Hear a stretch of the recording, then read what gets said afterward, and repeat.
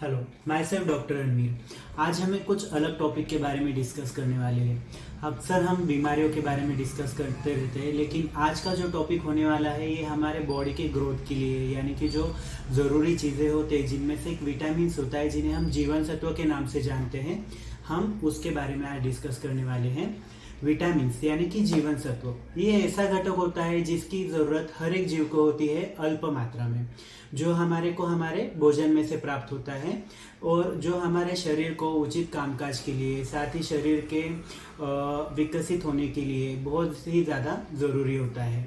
अब हम जानते हैं विटामिन के टाइप्स के बारे में, मतलब उसके प्रकार। विटामिन को दो टाइप्स में हमने डिवाइड किया है, एक है फैट सोल्यूबल विटामिन, दूसरा होता है वाटर सोल्यूबल विटामिन।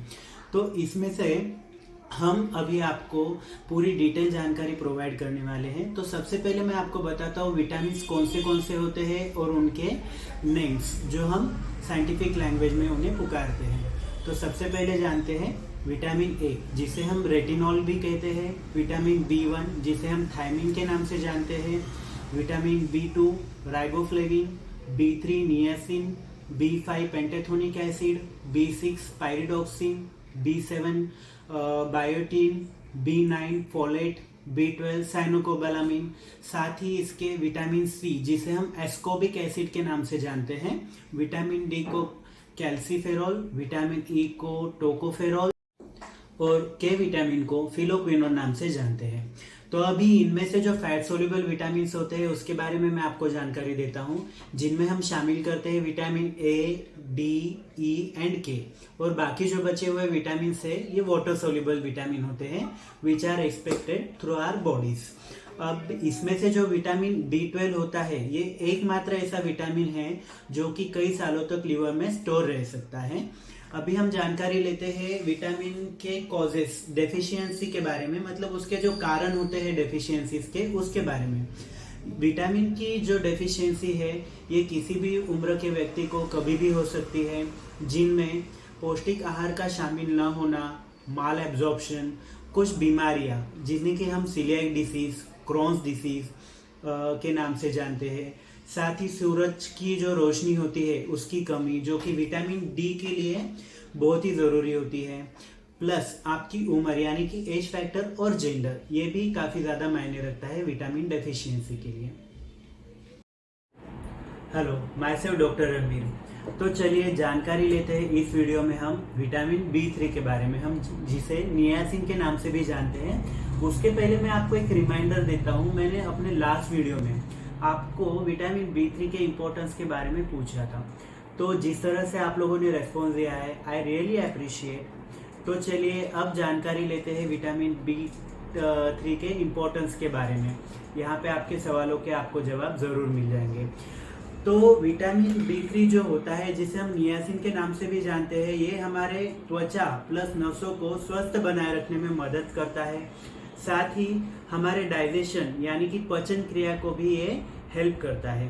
तो ये आपके सवालों के जवाब थे। अब हम जानकारी लेते हैं विटामिन B3 कम कैसे होता है हमारे बॉडी में से। सबसे पहले डाइटरी डेफिशिएंसी यानी कि खाने में इसकी कमी होना, दूसरा प्रोटीन युक्त खाने का आहार मतलब जो है डाइट कम होना, तीसरा अल्कोहल यानी कि शराब का ज़्यादा सेवन करना, धीमी गति से बढ़ने वाले जो ट्यूमर्स होते हैं जिन्हें हम कार्सिनोइड ट्यूमर कहते हैं, ये भी इसका बहुत एक अहम वजह बन सकती है। साथ ही कुछ दवाइयों का काफ़ी हद तक बिना डॉक्टर के सलाह से सेवन करना बहुत ही ज़रूरी है, ये आप बात गौर कीजिएगा, ठीक है। साथ ही माल एब्जॉर्प्शन। अब हम जानते हैं विटामिन B3 के जो लक्षण क्या होते हैं डेफिशिएंसी यानी कि कम होने के वजह से। सबसे पहले पेशेंट कंप्लेन करते हैं भ्रम होने के बारे में, ग्लोसाइटिस, ये एक ऐसी बीमारी है जहाँ पे हमारी जो जुबान होती है इस पे सूजन आ जाती है, गंजेपना यानी कि बाल ज़्यादा झड़ना, सूर्य प्रकाश के प्रति हमारी जो स्किन होती है ज़्यादा सेंसिटिव हो जाती है, संवेदनशील हो जाती है, यानी कि हमें ज़्यादा सूर्य प्रकाश या उसकी हीट बर्दाश्त नहीं होती, त्वचा पर सूजन आना, साथ ही पेरिफेरल न्यूरोपैथी, डिमेंशिया जैसी बीमारियां। पेरिफेरल न्यूरोपैथी एक नसों से रिलेटेड बीमारी है, और डिमेंशिया जहाँ पे हम जिसे भूलने की बीमारी कहते हैं, इसके बारे में हम डिटेल में आपको डिस्कस या इंफॉर्मेशन बाद में देने ही वाले हैं। डाइजेस्टिव रिलेटेड प्रॉब्लम भी काफ़ी हो जाते हैं।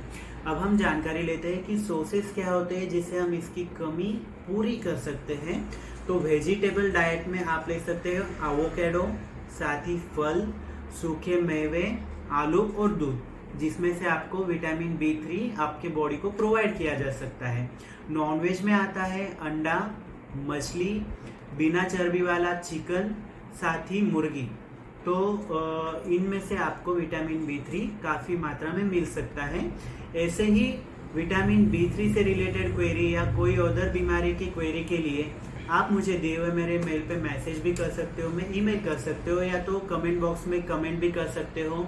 प्लस मैंने अपना मोबाइल नंबर भी प्रोवाइड किया है, वहाँ पे भी आप कांटेक्ट कर सकते हो या व्हाट्सएप मैसेज कर सकते हो। आपको अगर ये वीडियो अच्छी लगती है तो इस वीडियो को लाइक और शेयर ज़रूर कीजिएगा।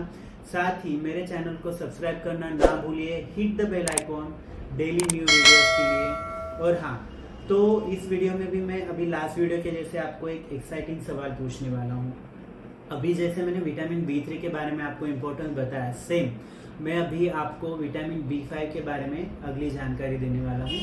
तो यहाँ पे मैं आपसे सवाल पूछ रहा हूँ कि विटामिन B5 का हमारे बॉडी में क्या रोल होता है और क्या इम्पोर्टेंस होता है। तो चलिए दोस्तों, जल्द से जल्द कमेंट बॉक्स को फुल कर दीजिए। Till then, see you in my next video.